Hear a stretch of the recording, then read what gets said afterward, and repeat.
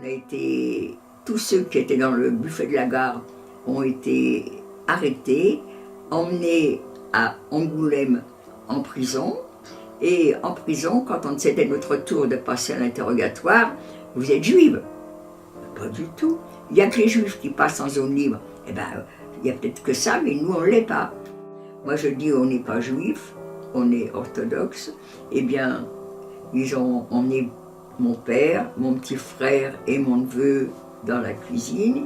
Ils les ont fait déculotter, ils étaient circoncis et ils savent très bien que chez les juifs, les enfants qui naissent du sexe masculin, on pratique la circoncision. Donc tout de suite, on a été embarqués. Ça voulait dire que celui qui nous avait dénoncés avait raison, il n'y avait même pas à discuter, ils nous ont embarqués. Donc le 13 mars, on couche en prison à Avignon. Bon, là, on est tous ensemble, tous les quatre.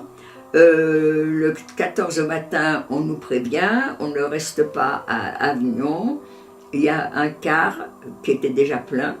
Eh bien, on prend ce car qui va nous emmener à la prison des Baumettes à Marseille.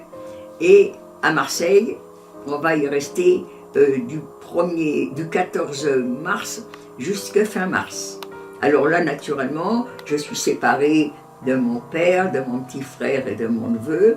On s'est retrouvés au 1er avril à la gare de Marseille. Là, c'est un train voyageur qui nous prend et qui va nous emmener à Paris. Mais ça, c'était pas une surprise. On savait qu'à Paris, tous les Juifs qui étaient arrêtés en France, on passait par Drancy avant de partir dans un camp de travail.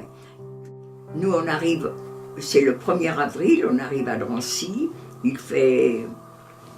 J'ai pas un mauvais souvenir de Drancy. Les hommes ne couchaient pas avec leurs femmes, même si c'était des vrais couples, mais dans la journée, tout le monde avait le droit de se balader. Il n'y avait pas de travail, il y avait des gens qui acceptaient de faire des corvées. La première journée, je suis restée avec mon père toute la journée, mais ça me semblait tellement long que j'ai demandé à faire une corvée, j'étais bénévole, et je suis tombée sur la corvée de pluche.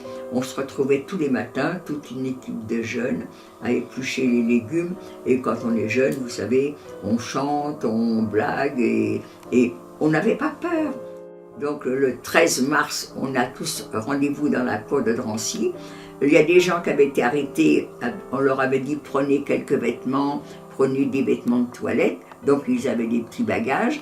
Il fallait être là-bas dans la cour avec les bagages qu'on avait et on avait le droit de chacun d'amener une couverture. Et maintenant on est tous dans la cour, on est le 13 mars, oui c'est ça, non le 13 avril. On est le 13 avril dans la cour de Drancy avec les bagages ceux qu'en ont. Nous, on n'en a pas, puisqu'ils ne nous ont pas dit d'emmener quelque chose. Et on est tous groupés. Alors, il y a un petit peu de bousculade parce qu'on s'est fait des amis à Drancy. Tant qu'à faire de monter dans les autobus qui sont derrière la porte, on veut être ensemble. Mais il n'y a pas eu de brutalité, hein. Il n'y a pas eu de bagarre. Et maintenant, on est tous montés dans les autobus. Moi, je suis contente parce que j'ai ma famille et puis j'ai mes amis que je me suis fait à Drancy. On est dans le même autobus. Cet autobus va nous déposer à la gare de Bobigny.